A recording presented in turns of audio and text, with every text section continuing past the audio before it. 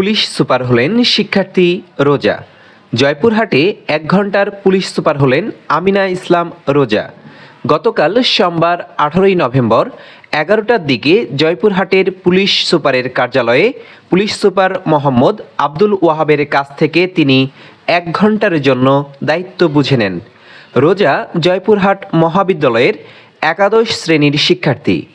Plan ইন্টারন্যাশনালের girls takeover কর্মসূচির আওতায় yes Bangladesh এর সহযোগিতায় ন্যাশনাল চিলড্রেন টাস্কফোর্সের এনসিটিএফ এর নারী নেতৃত্ব উদ্বুদ্ধকরণ কর্মসূচির আওতায় এ দায়িত্ব প্রদান করা হয়।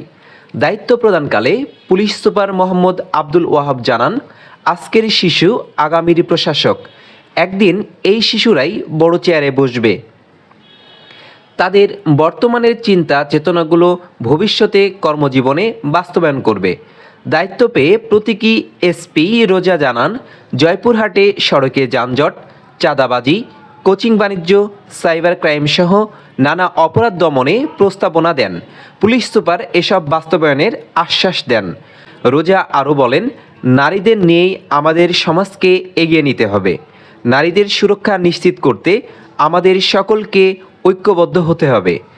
১ ঘন্টা দায়িত্ব শেষে রোজার হাতে সম্মাননা স্মারক তুলে দেন পুলিশ সুপার।